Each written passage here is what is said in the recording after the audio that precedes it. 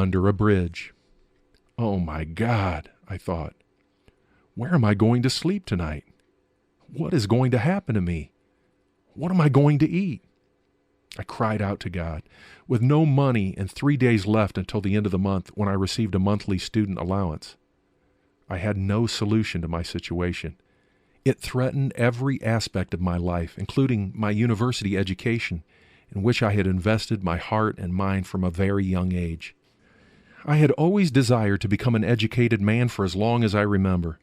I knew that a life of disadvantage could prevent me from going to college. Knowing this drove me to work hard at my studies and to save money. I was also eager to win the favor of my father.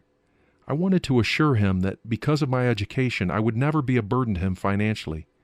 It was my dream to graduate, find a job, and help my family overcome poverty. Everybody in my hometown knew that I was a hard worker and zealous to become an educated man.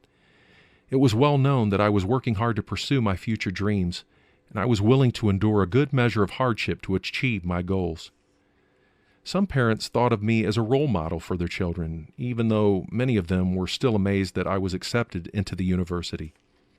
Now I would be denied the opportunity to complete what I had started because of the situation that had befallen me with the lies of my landlord's daughter.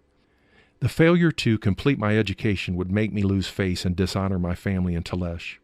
My mind was racing with so many different thoughts and questions, and I didn't know what to do. Should I call my family and let them know so they could sell everything they had and send the money to me? How could I tell any of this to my father, who never showed any interest in my education apart from what might bring him personal gain? He would make life hell for my mother and any of my family members who had encouraged my pursuit of an education. I believed that an education would open up political and social doors for me in Iranian society.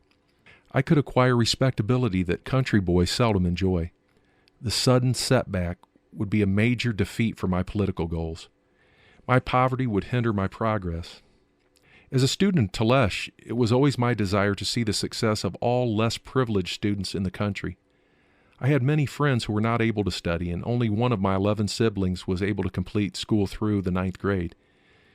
It was heartbreaking to me that the country was led only by wealthy autocrats.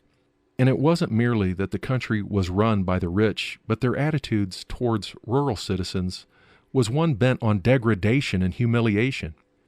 These political and social pressures enslaved my people.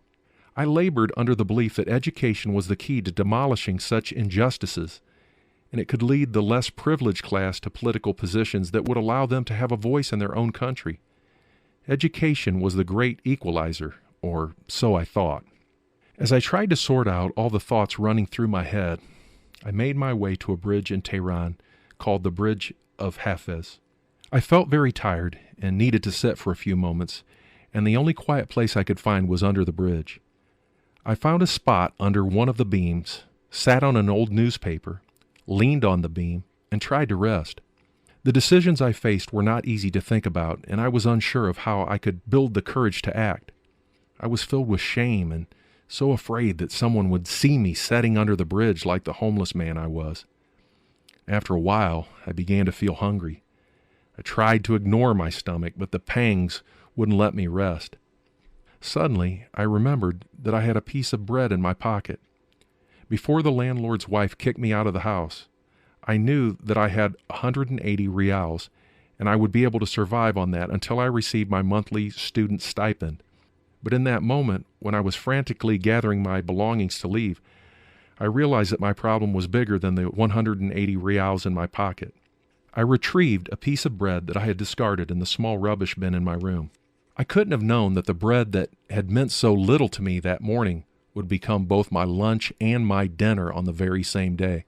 And if I didn't find a way out of my situation quickly, it might also be the last piece of bread I would eat for a very long time.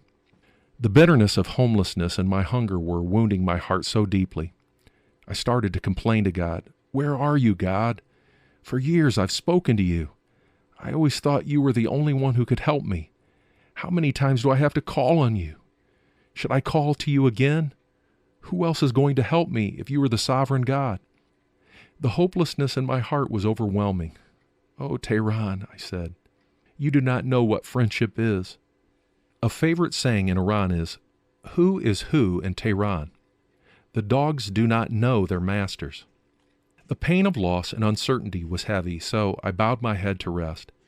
I tried to lie down, but the concrete was not smooth. I stood and saw a corner under the bridge where some boxes were spread. I walked over and could see that someone had already slept there. I was too tired to think anymore, so I laid myself down and slept. I couldn't tell how long I had slept because I didn't have a watch. It was ironic to consider that I could not even make a home there on the cardboard box where I had slept because it was already someone else's home. I looked around and there was plenty of space, but deep inside, I was concerned for my safety. It never occurred to me, even as I stood there a homeless man, that not all homeless people are drunks and addicts.